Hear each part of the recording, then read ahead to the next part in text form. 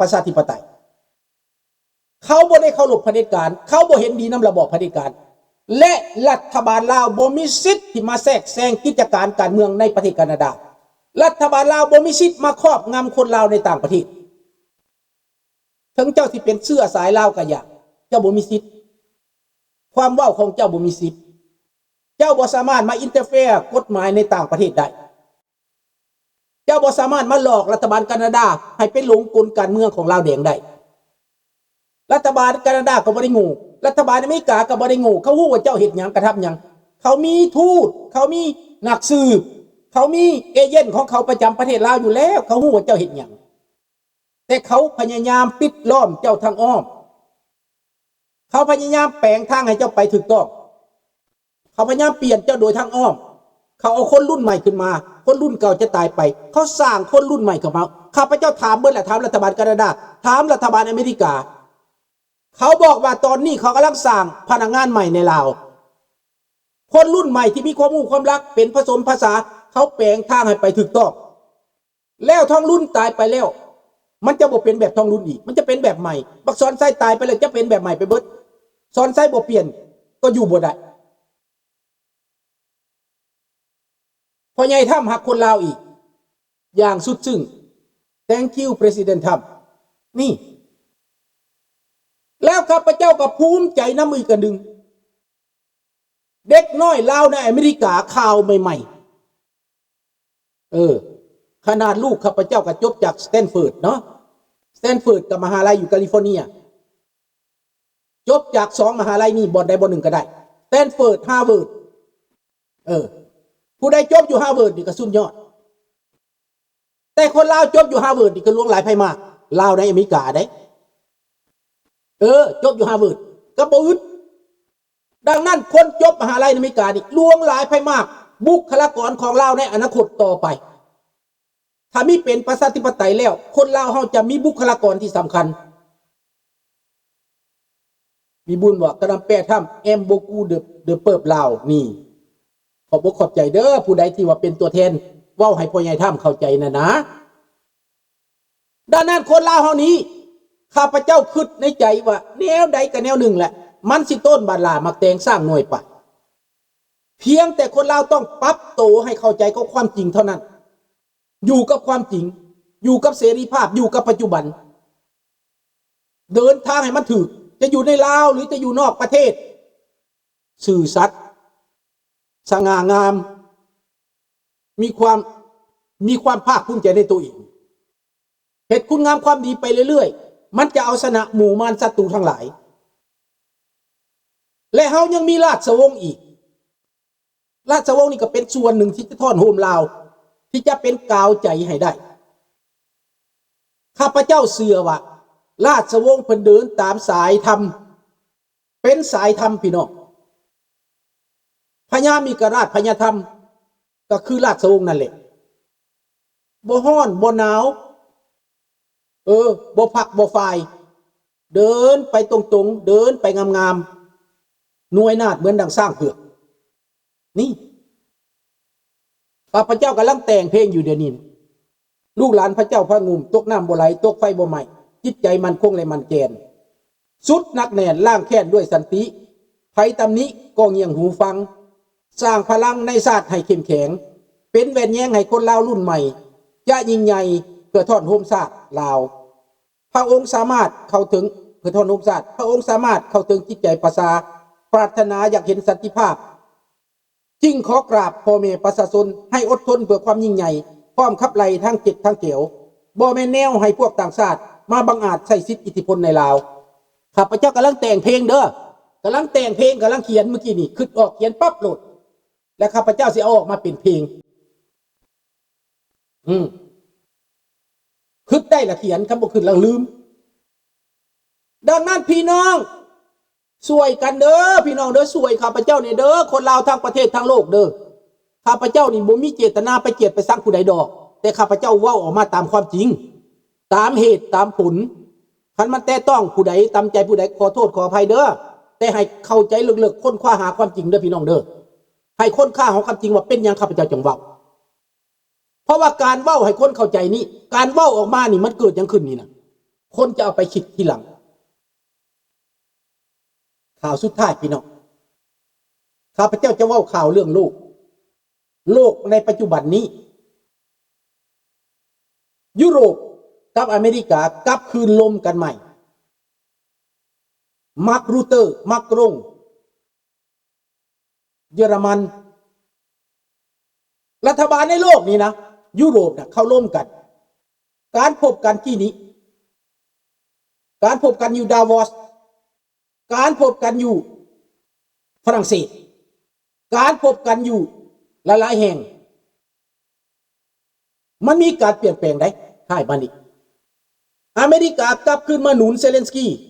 ส่งให้มานี้จัดการกับกองบัญชาการแนวหน้าโดรนยูเครนจัดการกับแนวหลังกองลำเลียงสบายดีบุญคงแล้วรัสเซียเสียหายนักในตอนนี้นะหน้ามืดตามัวไปเบิดแล้วปูตินนั่นบ่จักเสียดหยังห้องโปเจนโกห้องลูเซนโกไปกักขังลูเซนโกไว้3 มื้อคมคูย้อนหยังย้อนลูเซนโกปลดเรื่องสัญญาณที่ว่าไปคอนโทรลชาเฮดนะเปิดทางให้ชาเฮดเข้าไปถึงประเทศยูเครนได้แต่ยูเครนบอกว่าถ้าเจ้าบ่ปลดลงจะจัดการให้เรียบลูเจนโกบ่มีทางเลือกต้องปลดลงปูตินห้องด่วนให้ไปกลับไปมอสโกนี่แหละเขาเริ่มพิษกันเลยได้เขาเริ่มพิษกันแล้วมาครงจะหู้ซึกแล้วแต่ตอนนั้นอยากให้มาครงคิดคืนใหม่อีกครั้งแมนเพราะมาครงตอนนั้นคือพวกที่เกียรติสร้างอเมริกานะโฆษณา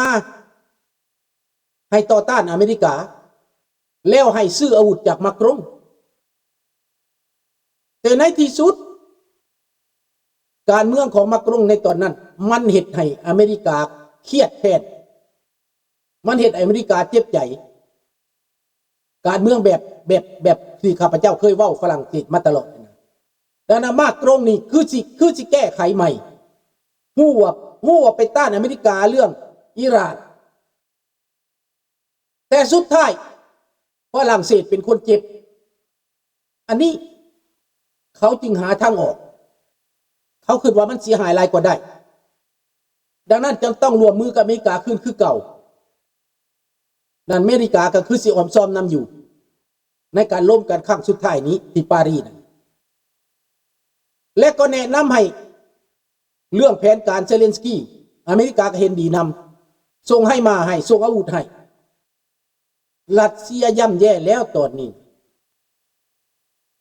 ทางในประเทศห่างไป 3,000 กิโลเมตร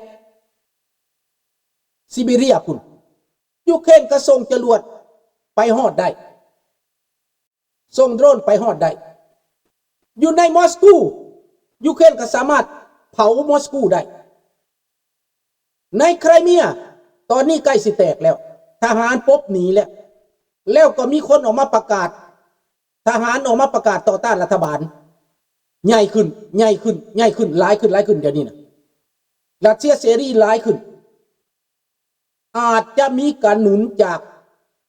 โลกเสรีก็ได้นี่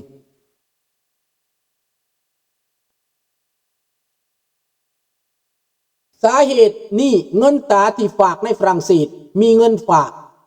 แบบผิดกฎหมายธนาคารโลกโอ้คือสิแม่นเงินลาวแดงนั่นละฝากผิดกฎหมายนะ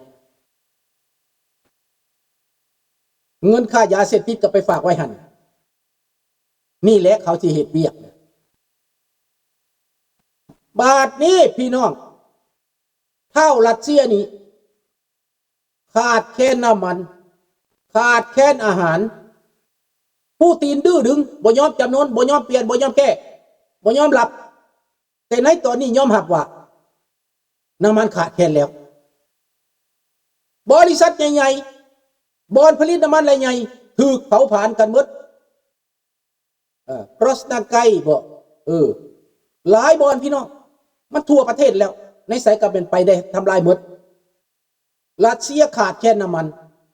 ขาดแคลนอาหารประชาชนบ่พอใจทหารบ่พอใจส่งทหารไปแนวหน้ายูเครนก็ดักไว้พุ่นบ่ได้ใส่คนหลายได้ใส่แต่หน่วยกองพลโดรนบาดนี้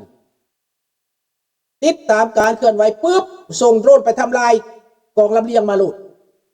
ทหารแตกลงโตนลงขุมก็ไล่ทำลายในขุมโดรนไล่เองได้แล้วก็ใส่กองทัพโรโบติดปืนกลนักเข้าไปทำลายบังเกอร์ใส่โรโบเอาระเบิดเข้าไปใส่บังเกอร์ยูเครนใส่บ่ได้ใส่คนแล้วเดี๋ยวนี้ใส่โรโบใส่ AI ดังนั้นรัสเซียเสียหายนักในตอนนี้จนบักอังเติ้นลาวนะบักอันโต้นลาวนะมิดบกล้าตอบโต้ข้าพเจ้าแล้วบักอังโต้นลาวบกล้าแล้วมิดแล้วบักอังโต้นปากแควเฮียนน่ะนะบักแควลุ่นน่ะนะบักอังโต้นบ่มีแควน่ะมันลำบากแล้วมันจนหลายจนบ่มีเงินใส่แควมันว่าน้ำรัสเซียอะไรเขาบ่ให้เงินมันบ่ล้วนเนี่ยใดบ่ได้เงินใส่แขวมันยุดเนี่ยบ่มีแขว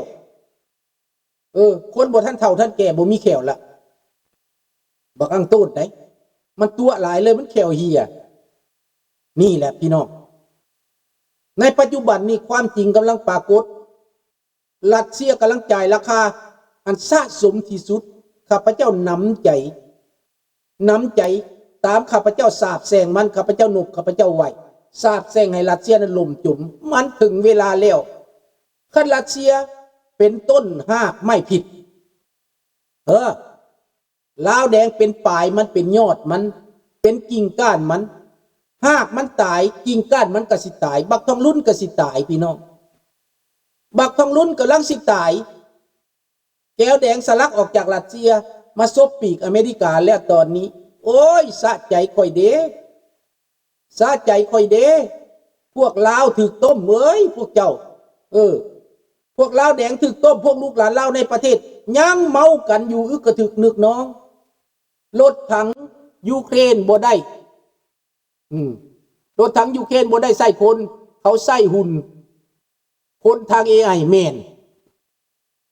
อเมริกาก็ยังไปเอาตัวอย่างแล้วมันแดกยาบ้าเป็นโบอาบิกุแม่นขอพวกผมจะหลายๆมันแดกยาบ้ามันเมาดังนั้นพวกลาวนอกที่ไปหลงเสือนี่เขาห้องว่าคนหมู่มีศีลมีธรรมคนหนาไหวหลังหลอกเหยียบเพื่อสองแคมข้าพเจ้าเห็นแล้วข้าพเจ้าอายข้าเจ้าได้บุกล้าล้มนะข้าเจ้าอายเห็นหน้าข้าเจ้าอายข้าเจ้าตีตะลบตะแหลงได้เห็นไหมตะลบตะแหลงได้ตะแหลงแปลงวาดว่าตัวเองเป็นคนดีโอ้ยคนตะลบตะแหลงนี่นะหน้าไหวหลังหลอกหน้าหนีหอยขโมยพวกเจ้าอย่าเห็ดท้อแนวนั้นน่ะบาปเด้บาปเวรได้พวกเจ้าอย่าเห็ดเด้อความจริงนี่มันเป็นความจริงได้พวกเจ้าอย่าเห็ดได้สบายดีกุ้งแต่นี่มันสิต้นบัดลามักแตงสร้างหน่วยป่ายถ้าประเทศลาวกลายเป็นประชาธิปไตยแบบอาเซียนประชาธิปไตยในอนาคตนะโลกลาวนี่จะสวยได้ข้าพเจ้าจะว่าเนี่ยมันดีได้บาดนี้ได้ลูกลาวล่ะลาวจากประเทศกลับจากอเมริกากลับจากแคนาดาไปซอยประเทศลาวนี่มีแต่คนจบปริญญาเอกปริญญาโทเบิดมาสเตอร์จบด็อกเตอร์จบมาสเตอร์จบ PhD ไปจากมหาลัยฮาร์วาร์ดไปจากมหาลัยสแตนฟอร์ดโอ้ยสุดภูมิใจแล้วข้าพเจ้านี่นะจบจากมหาลัยแคนาดาแล้วยังไปจบจากมหาลัยอเมริกาอีกโอ้ยข้าพเจ้าภูมิใจหลายได้ว่าเลยภูมิใจรีได้นี่ได้ลูกลาวหลานลาวในนอกประเทศนี่ลูกหลานลาวในประเทศฟังเอาเด้อพวกเจ้านั่นคนลาวก็มี2-3คนจบอยู่ในอเมริกาน่ะก็ดีแล้วเห็นหลายคนอยู่มาจบอยู่พี่น่ะย้อนหยังย้อนองค์การศาสนาเขาส่งมายุดบอกองค์การยุดองค์การศาสนาเขาส่งมาเฮียนเขาให้ทุนและคนลาวพวกนี้จบเขาก็ต้องรู้จักอาจารย์เขาต้องรู้จักตำราที่เขาเฮียนมาเขาก็ต้องรู้จักหลักการที่เขาเฮียนมาอนาคตต่อไปคน